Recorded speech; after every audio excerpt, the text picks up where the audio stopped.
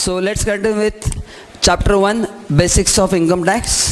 Now इस lecture से हम एक्चुअल सिलेबस स्टार्ट कर रहे हैं. इसके पहले के लेक्चर जो था वो एक बेसिक लॉ की जानकारी देने के लिए था. इतना नॉलेज आपके पास होना ज़रूरी है सो दैट मैं जो पढ़ाऊँगा आपको समझ में आएगा.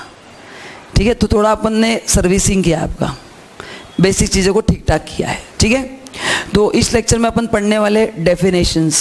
लास्ट लेक्चर कुछ याद आना चाहिए. डेफिनेशन जहाँ जहाँ पे आएंगे अपन कैसे पढ़ेंगे मैंने आपको बताया था. ठीक है ना. चलो तो देखो, पहला डेफिनेशन कौन सा आपके लाइफ का पहला इनकम टैक्स का मेन कॉन्सेप्ट कौन सा? पहला डेफिनेशन बोलो. पर्सन. आगे कौन पढ़ेगा? डेफिनेशन है सेक्शन 2 क्लॉज 31. एक्सेलेंट. मैं नहीं पढ़ा था तो आप क्या पढ़ते हैं? Sub section 31. तो ये मेरी गलती इसलिए मैंने आपको पढ़ा है. ठीक है, चलो ओके. तो अपन पहला डेफिनेशन पढ़ रहे हैं, पर्सन इंक्लूड्स. अभी देखो, पर्सन इंक्लूड्स क्यों लिखा है सर? ये लॉ को स्कोप बढ़ाना चाहते हैं by adding this word include. So क्यों? बट पहले समझ लो ये पर्सन का डेफिनेशन क्यों पढ़ना है. Because every person page tax. तो अगर कोई कोई बंदा पर्सन के डेफिनेशन से बाहर चला गया तो वो क्या बोलेगा? मैं पर्सन हुई नहीं, मैं टैक्स देने की ज़रूरत नहीं. इसलिए उन्होंने क्या बोला है? इंक्लूड्स. मतलब पर्सन का जितना स्कोप बढ़ेगा उतने मैक्सिमम टैक्स पेयर्स बढ़ेंगे एंड गवर्नमेंट का रेवेन्यू बढ़ेगा. अरे समझ में आ रहा है कि नहीं? गाँव बोलो. हाँ, तो देखो पर्सन में कौन कौन आता है. पहला इंडिविजुअल. अच्छा, पहले 4 तो आपको पता ही है. और पता है कि नहीं? आप सब फाउंडेशन में पढ़ चुके हो. इंडिविजुअल, ये 1 2 3 4 तो आपको पता ही है. आई डोंट थिंक इसमें आपको मेरे को कुछ बताने की ज़रूरत है कि पर्सन में कौन आता है. इंडिविजुअल मतलब अपन सब लोग. HUF business run by family member, जिसको हम क्या बोलते हैं? कर्ता. बराबर ना. मतलब जो बिजनेस मैनेज करता है उसको हम क्या बोलते हैं? कर्ता. बराबर है क्या? ओके. देन कंपनी आपको पता है, फर्म आपको पता है. ठीक है ना. सो कंपनी का मतलब क्या है? Which is registered under companies act. Either 1956 होगा या फिर 2013 होगा. इसमें फॉरेन कंपनी भी इंक्लूड है क्योंकि उनको भी टैक्स देना पड़ता है. मैं पढ़ाऊंगा आपको आगे. एंड फर्म भी है. ठीक है, तो ये 4 आपने पढ़े हैं ना पहले. हाँ, तो ज़रा नेक्स्ट पेज पे आइए, एक बार पढ़ लेते हैं. देखो ये 4 पहले पढ़ लेते हैं क्योंकि आपने पहले पढ़े, फिर बाकी की नई चीज़ें मेरे को आपको सिखानी है. देखो पहला, an individual means natural person, human being. It includes male female minor child को भी पर्सन माना गया है. खाली एक चीज़ ध्यान में रखना, उसके इनकम का टैक्स पेरेंट्स को देना पड़ता है.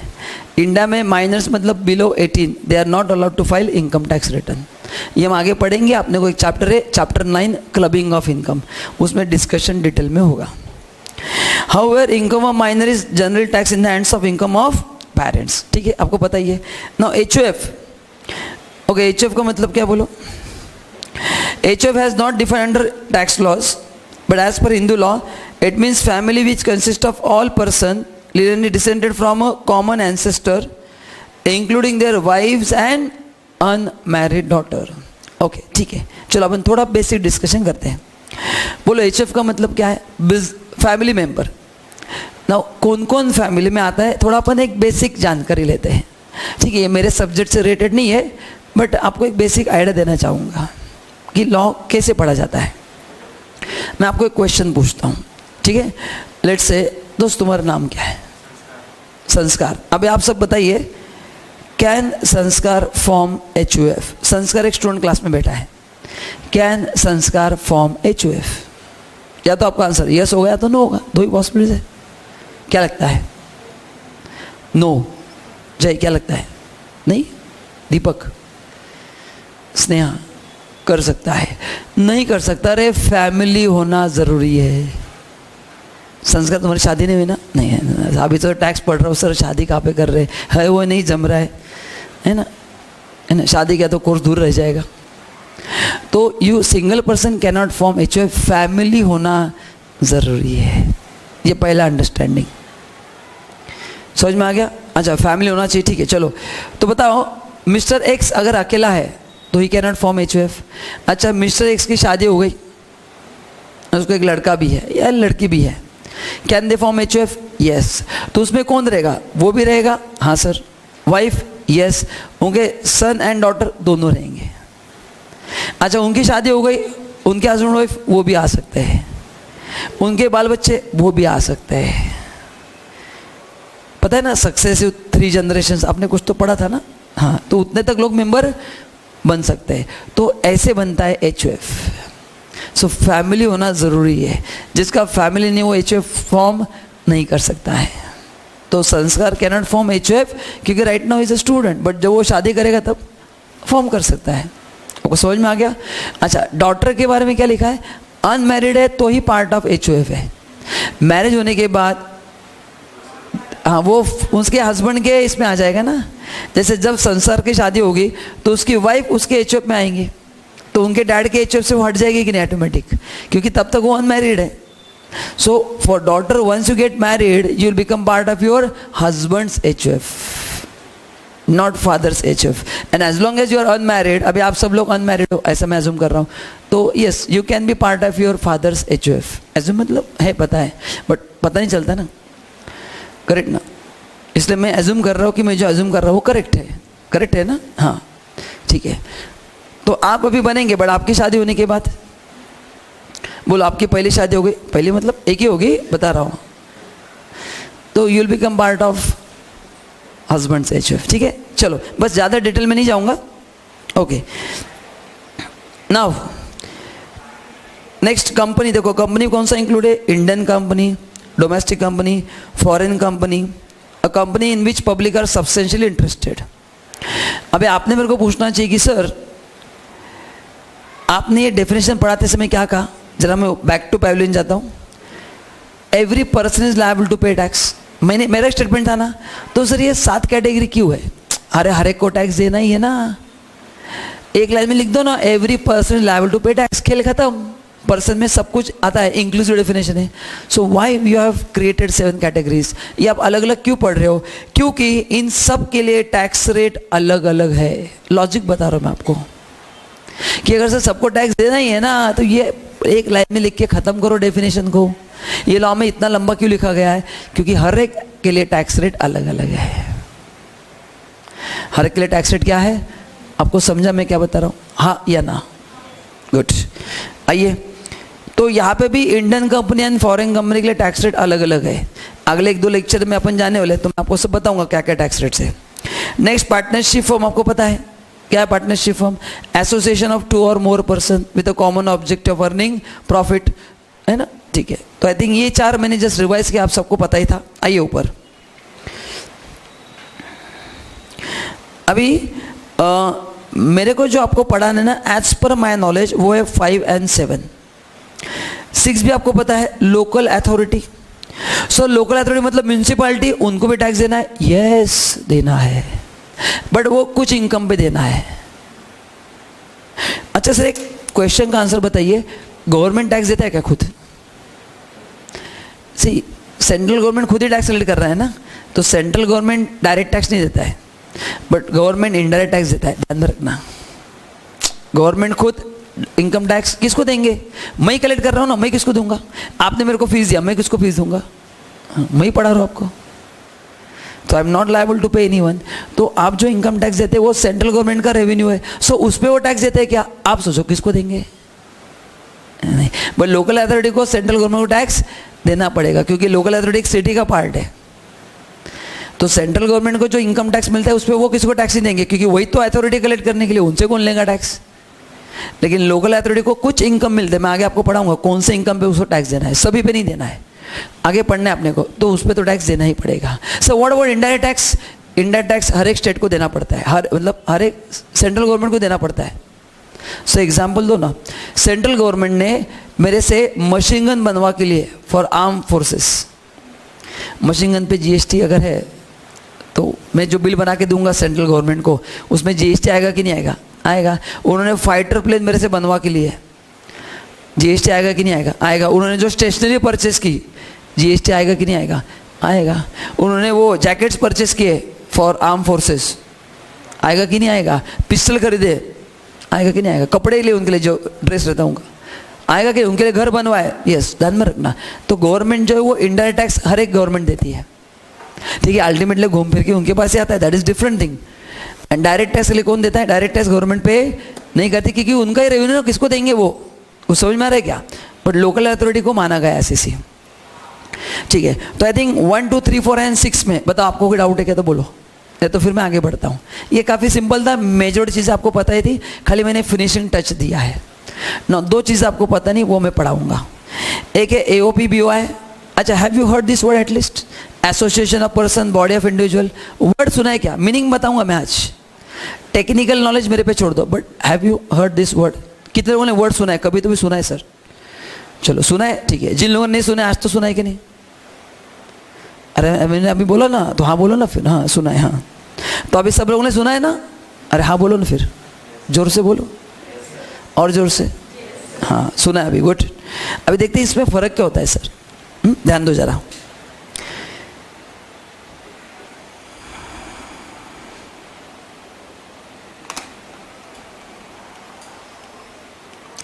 ये पर्सन में आता है पहले इंडिविजुअल, अमिताभ बच्चन। HOF मतलब वही है, business run by family members. Company में कौन आएगा? इंडियन कंपनी वगैरह सब सिंपल है। पार्टनरशिप फॉर्म में कौन आएगा आपको पता है, ठीक है। चलो अभी ये देखते हैं अपन AOP BOI कौन है। देखो एग्जाम्पल दो, AOP BOI कौन है? ये है एसोसिएशन, देख लो, दिख रहा है आपको? 5 स्टोन दिख रहा है आपको? इन लोगों ने क्या किया? एक बिजनेस स्टार्ट किया। लेट्स से यहाँ पे 4-5 लोग बैठे, आप ही लोगों ने एक बिजनेस स्टार्ट किया म्यूचुअल अंडरस्टैंडिंग पे। आप मेरे पास आ गए कि सर हम 5 दोस्त हैं, म्यूचुअल अंडरस्टैंडिंग बिजनेस कर रहे हैं, हमको रिटर्न फाइल करना है, हमको 2 लाख रुपए फायदा हुआ इस साल में। मैंने कहा ठीक है। मैंने बोला भाई तुम्हारा स्टेटस क्या है, कौन सा लीगल फॉर्म है तुम्हारा? तुमने कंपनी फॉर्म किया है क्या? आप बोलेंगे नहीं सर हमने कंपनी फॉर्म नहीं किया है। अभी मोर देन 2 है तो कुछ तो होगा ना, ये प्रॉपर्टीशिप फॉर्म कर सकते हैं क्या? अरे नहीं। कितने स्टूडेंट दिख रहे हैं आपको? 1 2 5 लोग हैं ना, तो नहीं साहब ने कंपनी फॉर्म नहीं किया। मैंने कहा फिर पार्टनरशिप फॉर्म होगा, नहीं बोला सर वो भी नहीं है, LLP नहीं है। सर हम भरोसे पे काम कर रहे हैं, हम सब दोस्त हैं सर। तो ऐसे एसोसिएशन को बोलते हैं AOP BOI, it's unincorporated association. More than 2 हो गए तो या तो पार्टनरशिप फॉर्म करो या तो कंपनी फॉर्म करो। और तुमने दोनों फॉर्म नहीं किया, बिजनेस तो कर रहे हो, कुछ बिजनेस होते हैं म्यूचुअल अंडरस्टैंडिंग पे, एक दूसरे को भरोसा है। तो पहला पॉइंट ध्यान में रखना है, व्हाट इज AOP BOI? मैंने नीचे डेफिनेशन में दिया है, पढ़ने वालों में। Its association without registration under any act, ये पहला पॉइंट। अरे समझा कि नहीं? हाँ।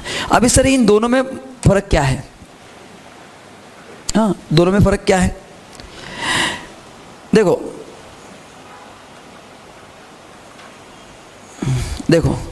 अभी मैं पहले BOI पढ़ूंगा। BOI में क्या लिखा है? BOI जो बनता है वो ऑपरेशन ऑफ लॉ की वजह से बनता है, इसको बोलते हैं बॉडी ऑफ इंडिविजुअल। अभी देखो वर्ड क्या है? बॉडी ऑफ इंडिविजुअल, मतलब यहाँ पे जो एसोसिएशन रहेगा वो नेचुरल पर्सन का ही रहेगा। तो ऊपर जो फोटो दिख रहा है, आर दिस नेचुरल पर्सन? अरे हाँ या ना? हाँ, तो बोलो इन 5 लोगों के एसोसिएशन को हम क्या बोलेंगे? AOP या BOI है? एक्सेलेंट, यहाँ तक समझा? मैं बता दो कैसे बनता है, ऑपरेशन ऑफ लॉ से बन गया है। ओके, एंड जब एक नेचुरल और एक आर्टिफिशियल या मल्टीपल आर्टिफिशियल एंड नेचुरल ये एक साथ आते हैं, जैसे Vipul Shah and Reliance Industries Limited दोनों मिलकर एक प्रोजेक्ट कर रहे हैं, ना हमने कंपनी फॉर्म किया है ना हमने पार्टनरशिप बनाया है, हमारा मेमोरेंडम ऑफ अंडरस्टैंडिंग है। तो बोला अभी एक आर्टिफिशियल और एक नेचुरल है, बोला आप उसको BOI बोलेगे या AOP बोलोगे? पर्सन बोला है, पर्सन में 7 लोग आते हैं, बोलो क्या बोलोगे? AOP। इतना तो समझ में आ गया? हाँ, तो AOP BOI में फ़र्क क्या समझ में आ गया? जहाँ पे BOI होगा वहाँ पे ओनली इंडिविजुअल्स रहेंगे, जहाँ पे AOP होगा यहाँ पे पर्सन में कोई भी आ सकता है, एक नेचुरल एक आर्टिफिशियल, बट दोनों नेचुरल है तो फिर BOI में आएंगे। ठीक है, okay. Now I will give example. अभी पहले मैं आपको BOI का एग्जांपल देता हूँ, सुनो। Operation of law coming together. मेरे पास क्लाइंट थे, वो एक बार मेरे पास आ गए। मैंने बोला सर क्या हुआ? बोले विपुल मेरा बिजनेस है, बहुत अच्छा बिजनेस है, बट मेरे दोनों लड़के बहुत झगड़ा करते हैं और रोज सुबह घर पे बाहुबली 1 बाहुबली 2 होता है। उन्हें रहना चाहिए like Ram Lakshman, but they stay like Ram Ravan. They fight every day in the morning. तो क्या किया जाए? मैंने बोला सर एक ऑप्शन है मेरे पास, आप एक एग्रीमेंट बना दो कि अगर आप दोनों साथ में नहीं रहेंगे तो पूरा प्रॉपर्टी विपुल सर को ट्रांसफ़र किया जाएगा, मैंने मेरा फ़ायदा कर लिया उसमें। बोलेंगे ठीक है सर।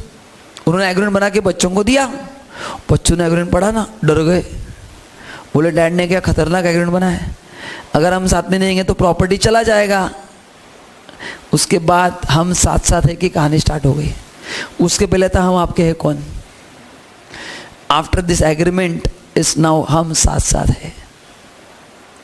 वे दोनों भाई रोज ऐसे हाथ में हाथ डाल के ऑफिस जाने लगे, झगड़ा खत्म, प्रॉपर्टी जाती ना। बोलो उनकी इच्छा नहीं पड़ी, उनको एक साथ आना पड़ा, ऑपरेशन ऑफ लॉ। ये एक जनरल एग्जाम्पल था, मैं आपको टेक्निकल एग्जाम्पल दूंगा। मेरे एग्जाम देने का तरीका अलग रहता है, मैं डायरेक्ट एकेडमिक टेक्निकल एग्जाम्पल नहीं देता हूँ, मैं पहले घरगुती एग्जाम्पल देता हूँ ताकि आप उसको कोरिलेट कर पाओ। I give exact income tax example also, but आपको एक समझाने के लिए। आपको आइडिया आ गया क्या? तो इन दोनों को एक साथ आने की इच्छा नहीं थी, बट ऑप्शन नहीं था, ऑपरेशन ऑफ लॉ। डैड ने एग्रीमेंट ऐसा बना दिया, ऑप्शन नहीं बचा। और आपको समझ में आ रहा है कि नहीं, क्या नहीं आ रहा है? अभी आपको इनकम टैक्स का एग्जाम्पल देता हूँ। मिस्टर एक्स की डेथ हो गई अनफॉर्चुनेटली। अभी उनका बिजनेस है, उनके दो लड़के थे वाई एंड जेड, वो बिजनेस नहीं करते थे, उनका जॉब करते थे। बट डैड का बिजनेस है तो वो बिजनेस को कंटिन्यू कर रहे थे ताकि जो भी लायबिलिटी वो सब पे करके बिजनेस ईमानदारी से बंद कर दे अपन, ताकि किसी का नुकसान ना हो। तो उन्होंने बोला कि अपन पार्टनरशिप फॉर्म नहीं करेंगे क्योंकि टेम्पररी पर्पज के लिए अपने को काम करना है। तो उनको भी बोला जाएगा association of body of individual, operation of law. वो एक साथ क्यों आए? अनफॉर्चुनेटली उनके डैड की डेथ हो गई, बिजनेस कौन देखेगा? ये दोनों पहले जॉब करते थे, तो टाइमिंग दोनों साथ में आए। उन्होंने कहा कि भैया अपन ये बिजनेस देखते 2-4 महीने पूरा सेटल करके लोगों के पैसे देके जो जो लायबिलिटी है सबको पे करेंगे, सबको बोल देंगे दूसरी जगह पे जाओ ढूंढो हम बंद करने वाले, ताकि किसी का अपने से नुकसान ना हो, कोई जॉबलेस ना हो अपने वजह से। गवर्नमेंट के लायबिलिटी सब कुछ पे करके किस्सा खत्म कर देंगे। तब तक हम रहते, अभी 4 महीने के लिए करना है ना, तो उसके लिए बोलो पार्टनरशिप फॉर्म करने की जरूरत है क्या? नहीं है। It's a temporary partnership form. आपने अकाउंट्स में पढ़ा है जॉइंट वेंचर, हाँ ये इस कैटेगरी में ही आता है, क्योंकि आपने पढ़ा है ना अकाउंट्स में थ्योरी में क्या लिखता है? It's a temporary partnership form. अब एक पर्टिकुलर प्रोजेक्ट के लिए एक साथ आ रहे हो कि नहीं, तो ये तो लीगल कंप्लायंस कम करना चाहते हैं, तो फिर इस तरह के एसोसिएशन में आप जाते हो। अच्छा सब एओपी क्या है? Coming together for particular activity. Coming together सुनो, ये जो है ना ये अपन ने खुद बनाया है। सो एग्जाम्पल दो, it's not creation of law, ये अपन ने बनाया है। Sorry, it's not operation of law. Example दो सर। फॉर एग्जाम्पल आप मेरे पास आए, एज्यूम करो आप आर्किटेक्ट हो, सिविल इंजीनियर हो, आई एम सॉरी। सो आपके पास जबरदस्त नॉलेज है कि बिल्डिंग कैसे बना जाता है, लेकिन आपके पास जमीन नहीं है। आप मेरे पास आ गए, आपने बोला सर हमको आपकी ज़मीन खरीदना है। मैंने कहा खरीदो, हमको बिल्डिंग बनाना है, खरीदो। आपने बोला सर कितने में? मैं बोला 20,000 करोड़। आप बोलेंगे सर बहुत ज़्यादा है, मेरे पास तो 12 रुपये है। मैं बोला फिर क्यों मजाक कर रहे हो, जाने दो ना, फिर 12 रुपये में जेरोक्स पेपर भी नहीं दूंगा तुमको। तो बोला सर एक अपने काम कर सकते हैं क्या? मैंने कहा सर अपन दोनों टेम्पररी पार्टनरशिप बनाते हैं, आप मेरे को ज़मीन दो, अपन उस पर फ्लैट बनाते हैं, इसमें आपको ओनरशिप रहेगा 60%। तो ये स्कीम में जो फ्लैट बेच के जो भी फायदा होगा 60% आपका होगा, क्योंकि ज़मीन आपका है। मेरा खाली दिमाग कहाँ पे? कंस्ट्रक्शन में है। तो आप नई एग्रीमेंट 6 मंथ का रहेगा। The moment this project gets over, हम आपके हैं कौन? Coming together for particular activity, association of person. तो ये जॉइंट वेंचर यहाँ पे भी आ सकता है, यही पे आता है जॉइंट वेंचर, कि अपने एक पर्टिकुलर प्रोजेक्ट के लिए साथ में आ रहे हैं। Once that project gets over, हम आपके हैं कौन? तब तक हम साथ साथ हैं। आपको समझा कि नहीं? तो ये डिफरेंस है, ये काफ़ी लोगों को समझता नहीं फ़र्क क्या है। अच्छा सर ये अलग अलग क्यों सर एओपी? चलो आपने बता दिया है, दोनों के टैक्स रेट्स भी वेरी होते हैं कभी कभी, मतलब इन दोनों के लिए सेम ही है, मैं बता रहा हूँ। तो ये जो पर्सन में जितने आपको दिख रहे हैं ना अलग अलग कैटेगरीज, उसका बेसिक लॉजिक यही है। क्या है बेसिक लॉजिक? सबके लिए टैक्स रेट्स क्या है? अलग अलग है, इसलिए ऐसे दिख रहा है। ओके, तो बोलो what is BOI? Body of individual, जहाँ पे खाली कौन रहेंगे बताओ? नेचुरल पर्सन रहेंगे। वो लीगल है का मैंने एग्जाम्पल दिया, उनकी इच्छा नहीं है बट अभी ऑप्शन भी नहीं है, डैड ने तो 2-4 महीने के लिए तो एक साथ आना पड़ेगा, तो कौन बनाएगा 4 महीने के लिए पार्टनरशिप फर्म, कौन कंपनी फॉर्म करेगा? जाने दो, वैसे ही करते, बिजनेस खत्म कर देते, temporary period. Creation of law option नहीं था, ऑपरेशन ऑफ लॉ, डैड की डेथ हो गई, क्या करेंगे? अभी बिजनेस को हवा में छोड़ तो नहीं सकते, लोगों को पैसे देने हैं, गवर्नमेंट के टैक्सेस भरना है, लोगों से पैसा लेना भी है, बैंक का लोन है, इतने लोग अपने कंपनी में काम करते हैं, सब रास्ते पे आ जाएंगे, ऐसा नहीं कर सकते ना अपन। वो है, आपको समझा क्या? So this is the meaning of AOP and BOI। This is clear? तो अगर आपको लिखना है तो आप पॉज करके इसको लिख लीजिए। चलो अभी आगे बढ़ते हैं अपन।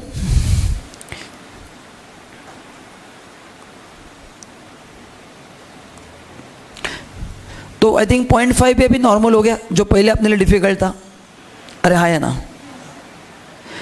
अभी कौन सा पढ़ना है? 7वां। Every artificial juridical person not following within any of the preceding sub clause, जो यहाँ पे नहीं है उसको यहाँ पे कवर किया। इंक्लूसिव डेफिनेशन, गवर्नमेंट ने कहा कि हमको पर्सन इतना डिफाइन करना पॉसिबल नहीं है, तो 0.7 में डाल दिया, जो 6 में नहीं वो 7 में है। जय ने बोल दिया कि अगर आइसक्रीम नहीं है आपके घर पे तो जो है मैं खा के जाऊंगा, इंक्लूसिव, कुछ तो मैं खा के जाऊंगा, इंक्लूसिव, लॉ को उसको बढ़ाता है। तो गवर्नमेंट ने बोला कि जो पहले 6 में नहीं है उसको हम कायदे के लैंग्वेज में हम उसको artificial, so what is artificial juridical person? Entity in the eyes of law. What is artificial juridical person? आपको हम मानेंगे entity in the eyes of law. तो जो ऊपर 6 में नहीं है वो कहाँ पे आएगा? 7 में। अभी बताओ कोई एस्केप होगा क्या? नहीं। या तो एज अ पर्सन आप 6 में होंगे, एंड 6 में नहीं तो आप कहाँ पे हो? 7 में हो। And every person is liable to pay tax. तो अभी टैक्स इवेजन कोई कर नहीं सकता। अगर आपको इनकम हुआ है एंड अगर वो टैक्सेबल है तो टैक्स तो देना ही पड़ेगा। कोई भी इंडिया में टैक्स एस्केप नहीं कर सकता है। करेंगे तो हम आपको एक दिन पकड़ लेंगे, जब पकड़ेंगे तो तुम्हारी बारात निकालेंगे हम, फिर उसमें इंटरेस्ट पेनल्टी सब कुछ लगाएंगे, जो जो एप्लीकेबल है वो अब हम पढ़ेंगे धीरे धीरे, जो जो एप्लीकेबल है। ठीक है, चलो ये पढ़ते, देखो हाईलाइट करो, नीचे दिया है AOP BOI। देखो क्या दिया है, AOP का मीनिंग क्या है, पढ़ो। AOP means group of person join together for common object. वो कंस्ट्रक्शन का एग्जाम्पल, जॉइंट वेंचर का एग्जाम्पल, अपन एक साथ क्यों आते हैं? पर्टिकुलर वेंचर के लिए। BOI means group of individual who join together for certain activity. Next, member can be any person and here member can only be individual. ये तो मैंने आपको बता दिया है। BOI, I means only natural person and AOP artificial. Now देखो example, देखो पहला एग्जाम्पल, XYZ join together, बोलो 3 इंडिविजुअल एक साथ आए, ना उन्होंने पार्टनरशिप फर्म फॉर्म किया है, ना कंपनी एक्ट में रजिस्ट्रेशन किया है, बोलो इनको हम क्या बोलेंगे? AOP या BOI? BOI, excellent. X and ABC limited and PQN company, X individual है, ABC कंपनी है, and PQN company partnership firm है। 3 अलग लोग एक साथ आ गए, एक नेचुरल एक आर्टिफिशियल, बोलो अगेन, ना तो कंपनी फॉर्म किया, कुछ भी नहीं, ऐसे म्यूचुअली कर रहे, जॉइंट वेंचर, उसको क्या बोलेंगे? AOP। ठीक है, लोकलिटी आपको पता है, AGP आपको पता है, बोलो AGP में कौन आता है? बोलो AGP में कौन आता है? जो फर्स्ट 6 में नहीं वो। चलो अभी ये तो थ्योरी हो गया ना सर, जरा एग्जाम्पल दो ना सर, ये लो, चलो पढ़ लो। पहला बोलो मिस्टर सुनील, लास्ट कॉलम का आपको आंसर देना है। बोलो 7 में से सुनील कौन से कैटेगरी में आएगा? इंडिविजुअल में आएगा ना। A joint family consist of P, mrs P and their son S। Joint family, बोलो HUF, excellent. Reliance Industries Limited, बोलिए company, excellent. Shri Krishna enterprises, a firm consisting of S and K, firm, excellent. XYZ limited and Amit, एक artificial एक natural, AOP, excellent.